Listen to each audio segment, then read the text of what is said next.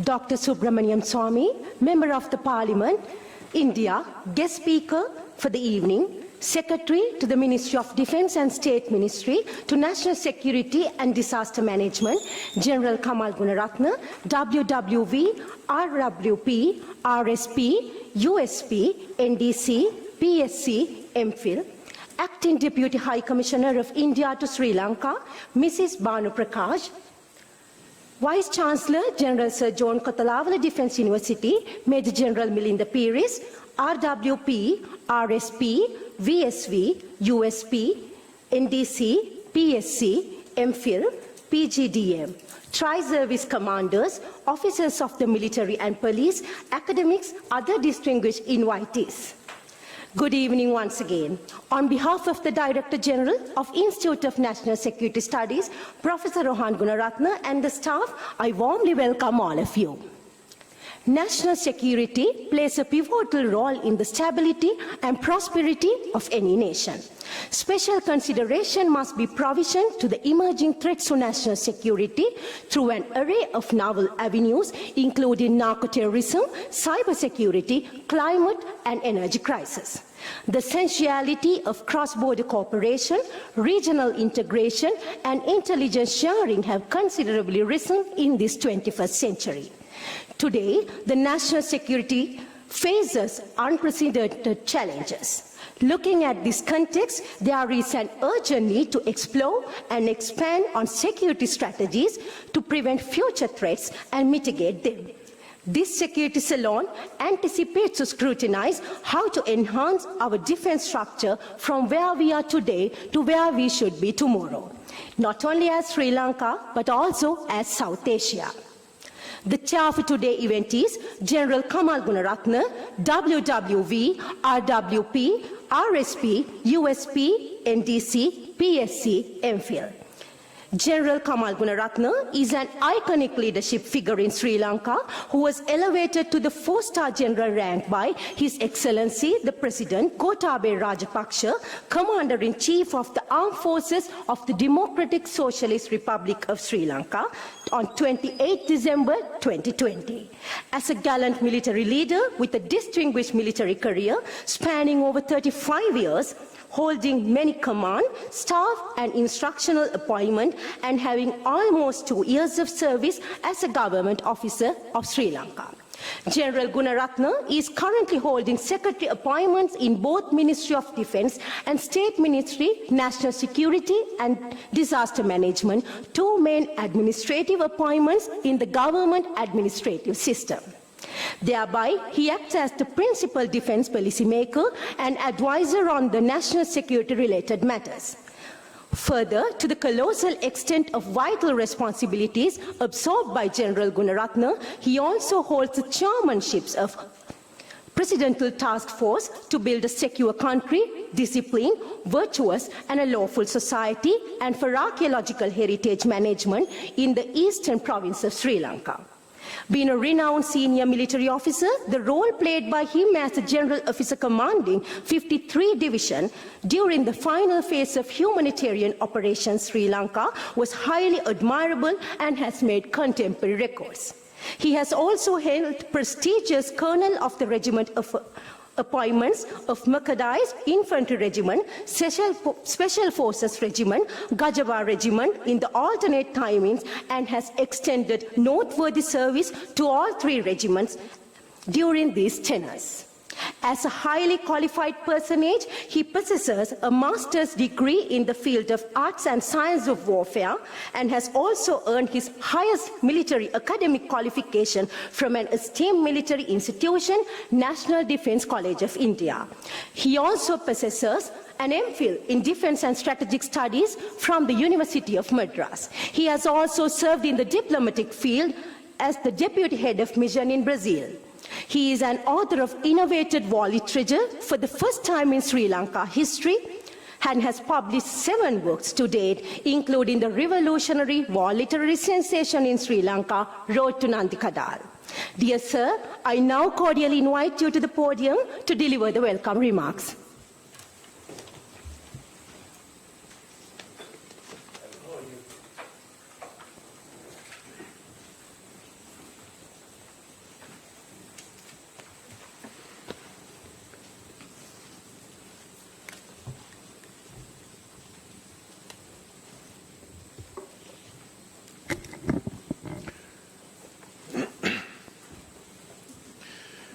Respected guest speaker, nominated Member of Parliament in Rajya Sabha of the Republic of India, Dr. Subramaniam Swamy,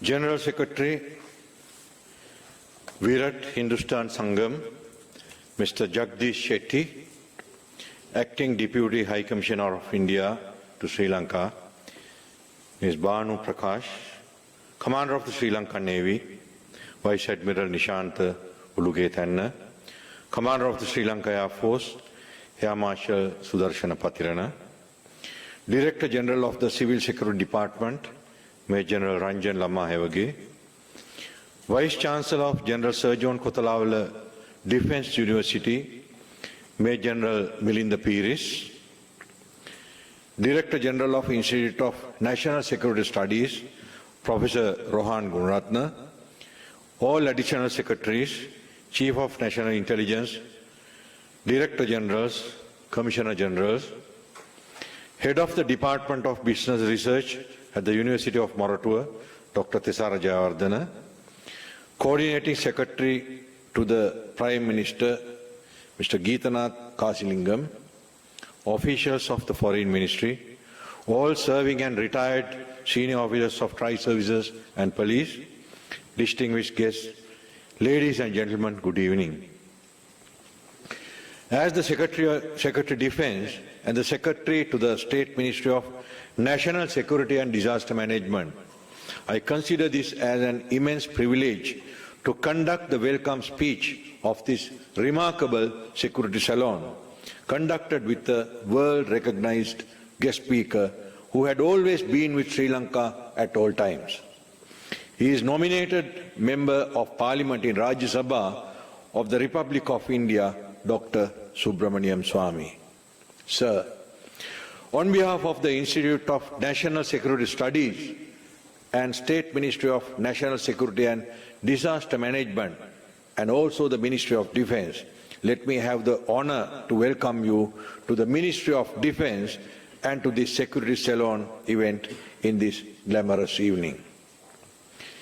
We are immensely proud on your distinguished presence here with us today to share your wealth of knowledge here at this event conducted by the Institute of National Security Studies. Sir, we as Sri Lankans truly appreciate the acceptance of our invitation extended to attend this event as a guest speaker amidst your busy schedule and pandemic restrictions during your brief visit to our beloved motherland, Sri Lanka. We are grateful to see such a great friendship towards Sri Lanka as you had always been maintaining throughout the past. We as Sri Lankans will never ever forget the support you extended towards us during the Elam War steered by the Liberation Tigers of Tamil Elam, the most ruthless terrorist organization ever existed in this world. We know how you backed our government during that crucial period where most countries stood against us. We, the Sri Lankans, never forget and will cherish the same forever. In continuation of your friendliness towards Sri Lanka, we remember your participation in the defense seminar conducted in year 2014, in which you brought a sparkling light to those discussions that became highly fruitful with your intellectual inputs.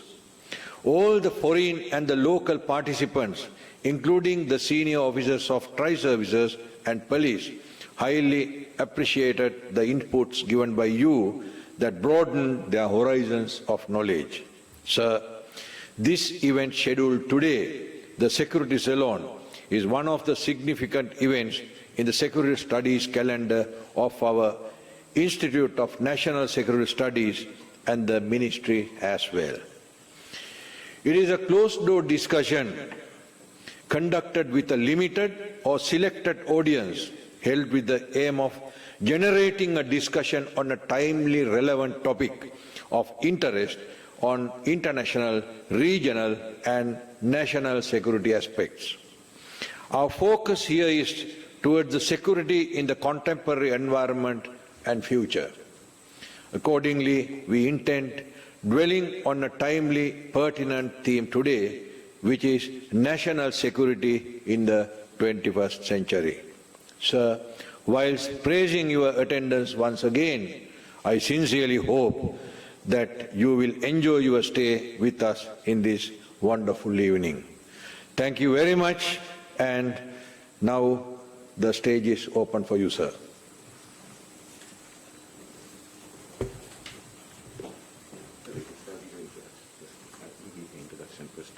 Okay. Sir, may I request you to take your seat, please? Thank you.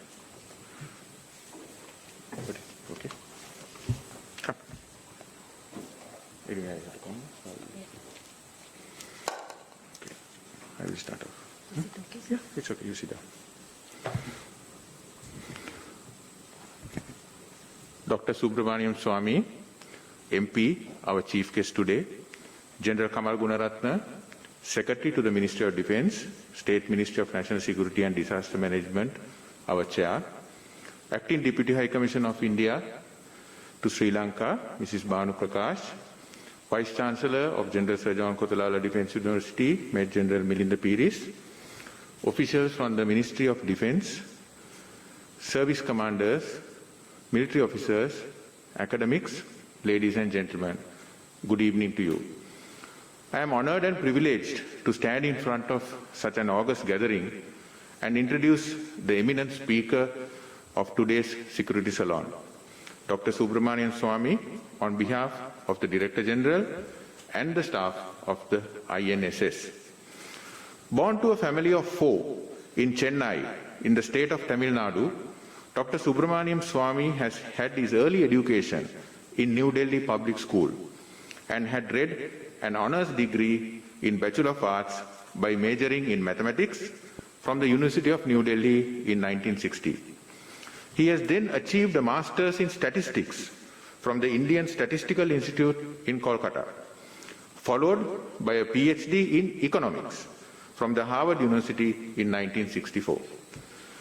He has then been elevated to the status of an associate professor in the same university and has served back to his country in the Indian Institute of Technology as a professor of mathematical economics, and resigned on becoming a cabinet minister of Commerce, Law and Justice in 1990-1991. His political career dates far back to 1974 and has been elected as Member of Parliament many times. He has also held many prestigious appointments in the Indian government thereafter. Dr. Swamy is a distinguished personality, widely respected for his honesty and his crusade against corruption, class action and public interest litigation in Supreme Court of India. He is considered the leading figure in the successful struggle during 1975 to 77 period for the restoration of constitutional democracy in India. He has also taken the lead in promoting India-China, India-Israel and Indo-Sri Lanka normalization of bilateral relations. Today, he is a senior Indian politician, a nominated member of the Parliament in Rajya Sabha from the ruling BJP. Dr. Swamy is the author of several books, research papers and journals. He is also co-authored with Paul Samuelson a paper on the theory of index numbers. Dr. Swamy is no stranger to Sri Lanka, as the Secretary of Defence mentioned. With his renowned oratory skills, he has been invited many times and delivered candid and thought-provoking speeches in international conferences such as Defence Seminar. And before inviting Dr. Swamy to the podium, I wish to make a quote he made in one such seminar soon after the war ended. Let not the world dilute this victory over terrorism. Sri Lanka brought it to an end, while other parts of the world are making compromises. It is a historic landmark in the world history. Having said that, I kindly request Dr. Swamy to the podium to deliver his speech. Thank you.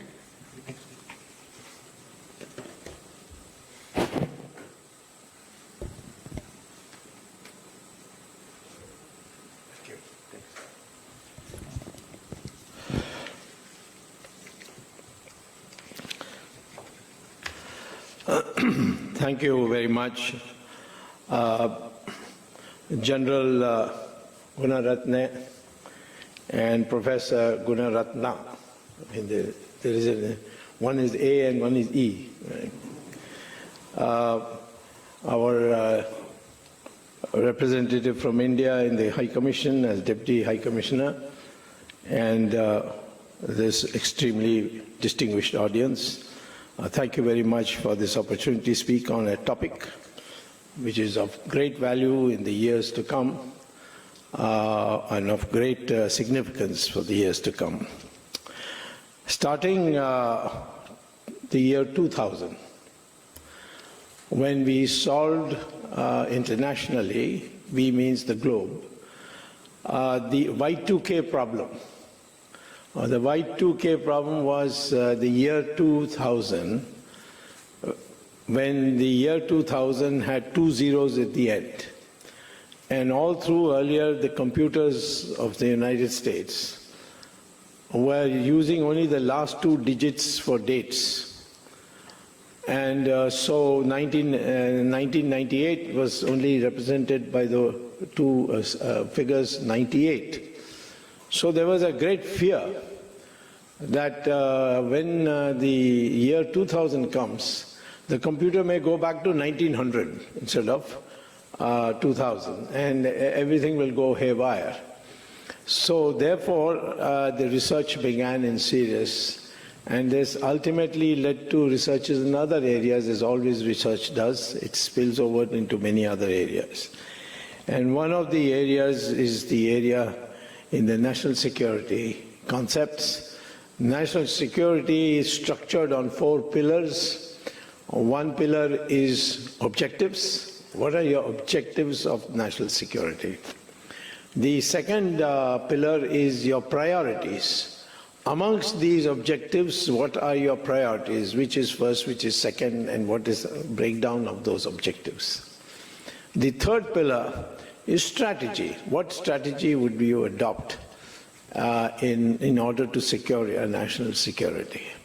And the final is the resource mobilization requirements. That's the fourth pillar. In these 4 pillars, I would like to present what the national security would be in this coming century, and what are the implications and what the preparations that we done.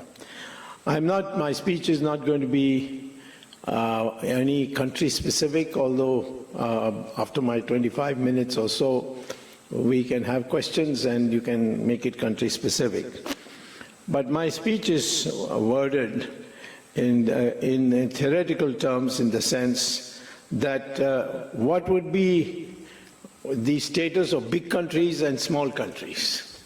And the first point I want to make of the national security in this coming 80 years left is that there is no such thing as a big country or small country in the new domain or the new structure of national security. Why? Because remember that when the war started as a method of different countries, it was all in the beginning all on the ground. Soldiers with better and improved weapons, from bows and arrows, increasing to guns, etc. It was all how much land you could capture. Then after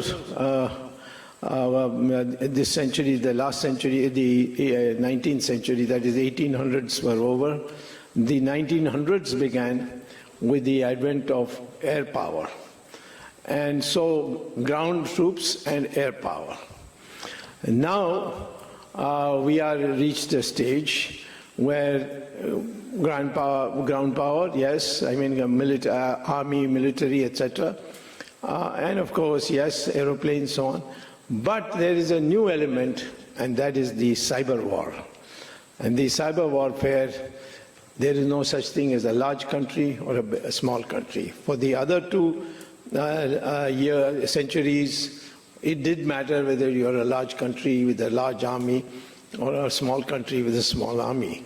Whereas now, the concept of bigness of the army has ceased to have meaning in starting with this century. And I'll develop points on that. Now, I think what I would like to say is that what I'm saying essentially is Sri Lanka may be a small island compared to, say, big countries like China, Russia, United States, India. But in a cyber warfare, if you develop that expertise, you will be equal to all those countries. You can sit in a room and damage a whole country in some other faraway place. And we have begun to taste this.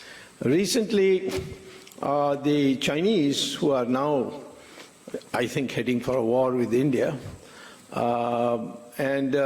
because of the fact that they don't accept the land that they have taken from us, was by a treaty arrangement in 1993 within India and China as Indian territory till the final solution is reached.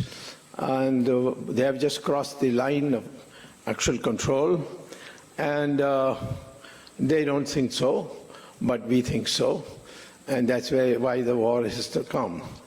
But they, in March this year, suddenly the city of Bombay went completely dark.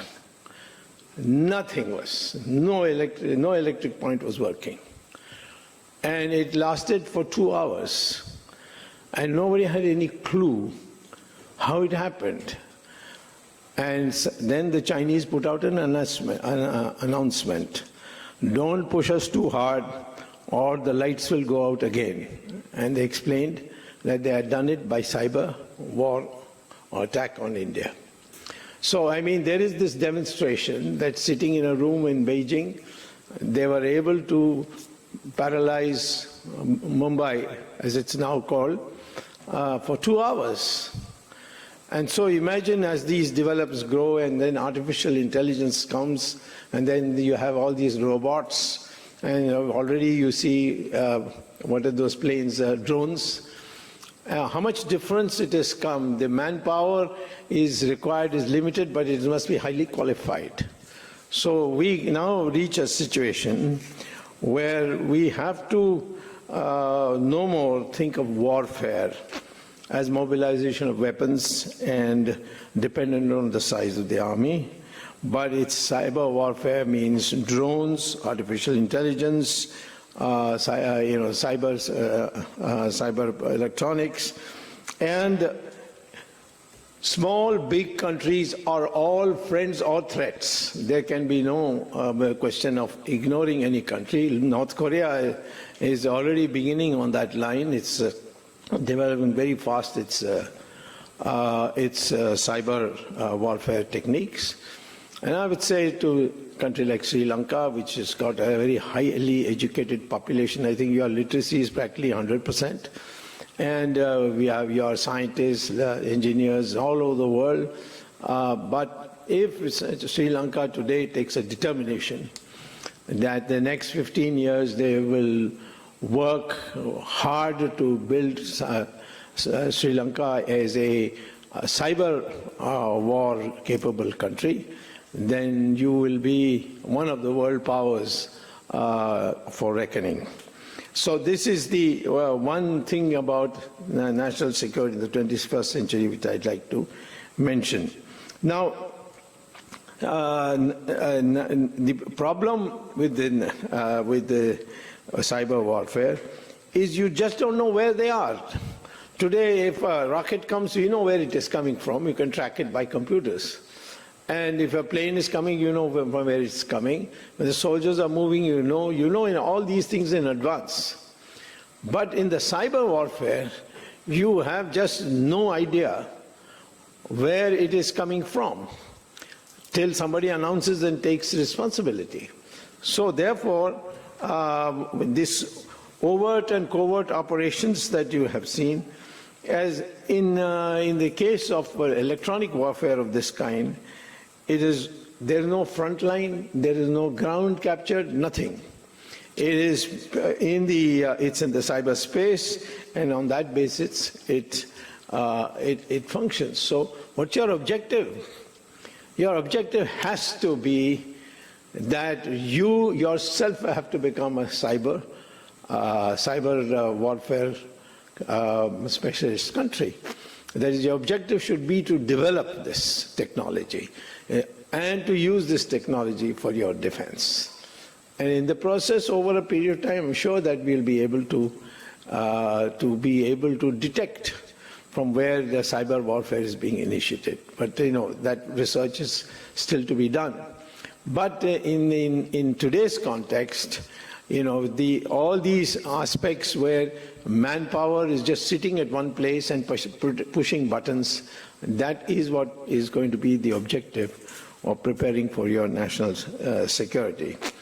And therefore, this has huge implications for your educational system. Educational system, mathematics should be compulsory for every subject, even for literature, in my opinion. So, if you're going to teach Shakespeare, specialize in Shakespeare or in English honors, well, but your subsidiary must be mathematics.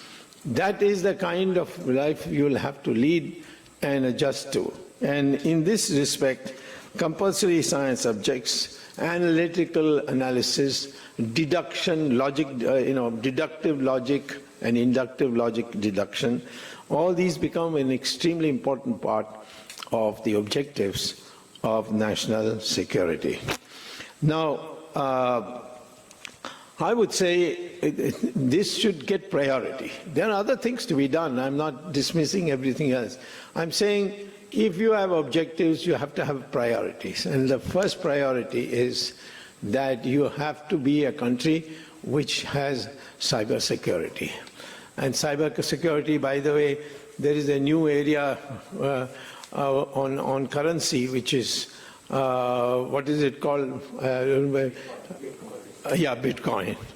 Bitcoin has made governments irrelevant. There was a time when we were primitive, where you could exchange a donkey for an elephant, depending on the needs. So there was no government in that. Then slowly the government came with gold. Ultimately, gold became a standard. Then it became gold standard. That means you use paper, but gold was not used as currency. It was, you just said, well, if you ever surrender your rupee or your currency, an equivalent amount of gold would be given to you. Today there is nothing but just paper. Currency is just paper. There is nothing except the legitimacy of a government. So now we are going back to where we were in the beginning, very beginning. There's no government in Bitcoin. And in cyber currency, there is just absolutely no way government can control you. Yet people have already started making billions on it. And the capacity for its misuse is enormous. The same thing with cyber technology. If the terrorists get hold of it, then who has the protection then? And where is the question of targeting terrorists? You won't even know where they are shooting from. So, in my opinion, it looks to be very dangerous, but the fact is that the education that you get should now be more and more oriented towards learning about cyber warfare. So if you have like your institutes that you have today, here there's these well-endowed institute you have, that should prepare people for cyber warfare. Now, people in India have asked me after my lectures, what should be India doing? Now, we have two major theaters of war on the ground. One is that which Pakistan and Talibanized Afghanistan are a potential threat. And the other side, we have China, which is now in parts of Ladakh, and also it has made movements in the most northeastern part, the Arunachal. And in this context, if the Chinese bring in cyber warfare, not now, they haven't gone that far, except perhaps they did demonstrate that they have gone far enough by what happened in Bombay. But this capability factor, that is what is deterrence? Deterrence will be the capability factor to identify the places where cyber warfare preparations are going on and be able to target them from your country. Now that's not sending a missile there, because that cyber warfare, cyber setups would be able to discover it. So what we have to therefore do is, first of all, give up this concept of big nations, weak, strong nations, global powers, non-global powers, and so on. And unless we recognize that these wars may be bilateral, but multilateral war with cyber warfare will mean the end of the earth. There's no way the earth can be saved. World War I and World War II we survived, but World War III is completely the last war that we would be fighting. So that war should never take place. So that is the national security thing that you have to do. So I have broadly told you about the objective and the priorities. Now, after that, I'm telling you the strategy should be that maximum number of countries should get together and pool resources and develop each other's cyber warfare capability or cyber warfare intelligence capability, and be also cyber warfare educated, so that it's, the Prime Minister is not one who knows nothing about cyber warfare. He must be able to understand its technicalities. So even in terms of people who go to get elected, I'm not talking about today, tomorrow, so today's politicians need not get nervous about what I'm saying. But I'm saying that maybe 2050 onwards. So in this thing, the strategies, priorities, objectives I have explained. But now I want to tell you what kind of resources would be recognized or would be required. How do you get these resources? I find this discussion on resources a little painful as an economist.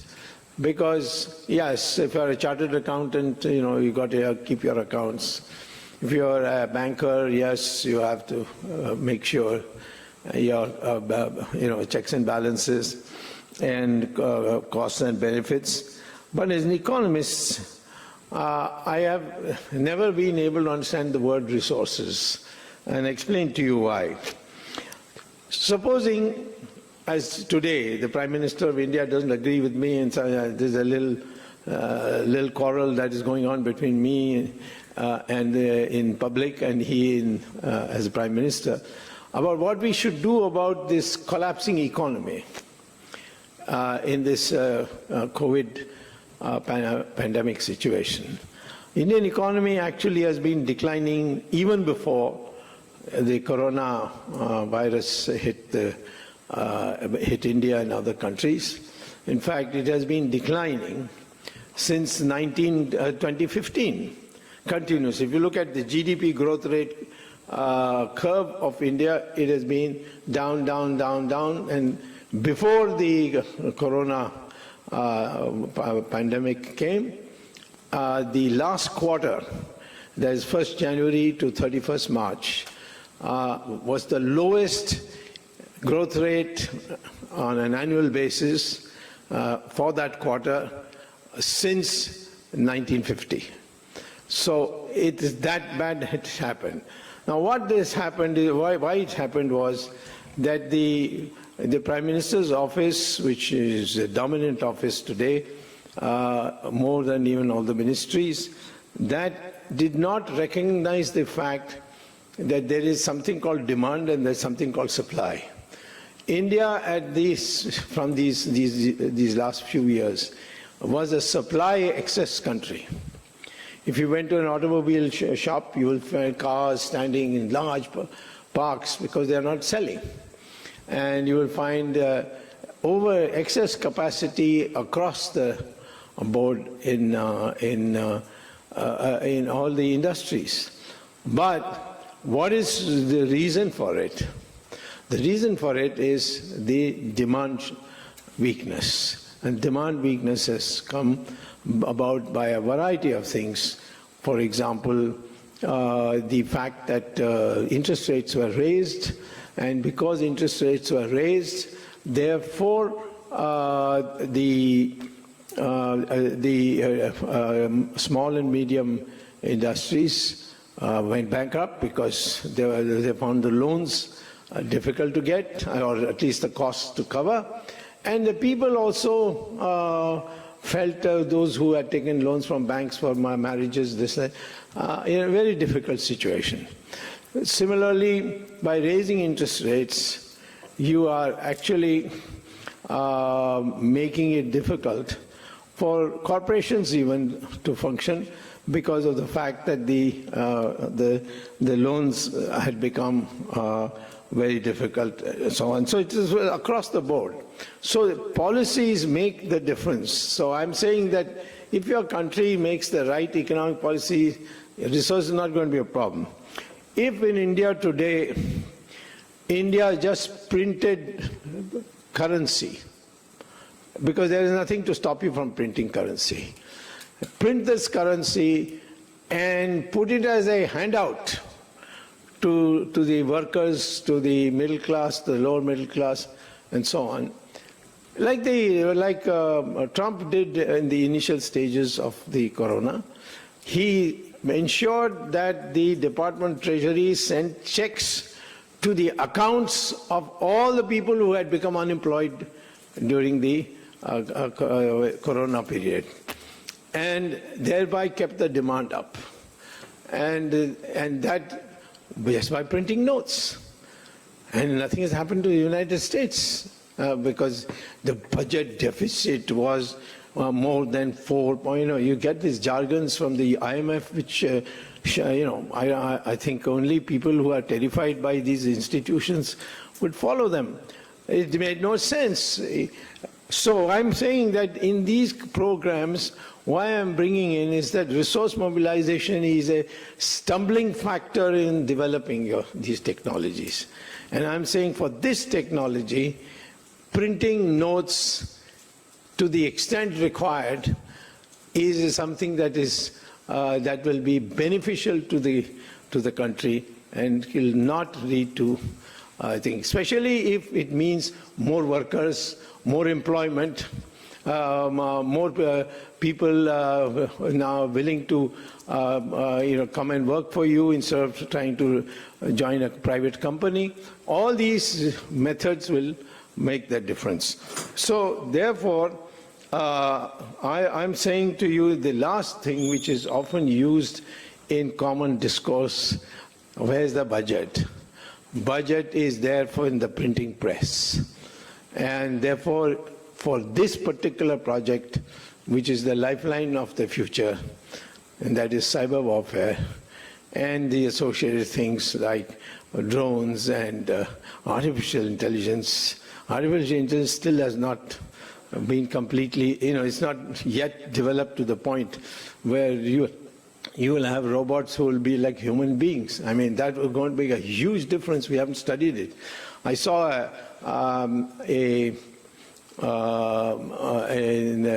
NASA, National Aerospace and Space Agency of the United States, bring out a report on artificial intelligence in their journal called Journal of Artificial Intelligence, where they say the most scientific way to develop artificial intelligence is to store data in Sanskrit.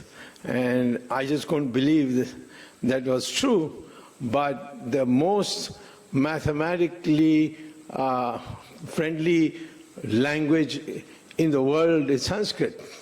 And so I think we in the subcontinent should be able to learn artificial intelligence much faster than anything else. You can go to Google and you will find that in the Google this is available, artificial intelligence in Sanskrit, and then the reference to NASA will come. So I am saying that these are topics which are mind-boggling topics which will be part of your national security. And so the national security in the 21st century is not so much about armies moving, aeroplanes flying, but the use of cyber warfare against each other, which can be deadly. And in this, there is no such thing as a large country and a small country. All countries are superpowers or nothing, according to their preparation to meet the challenge of cyber warfare. Thank you very much for this opportunity.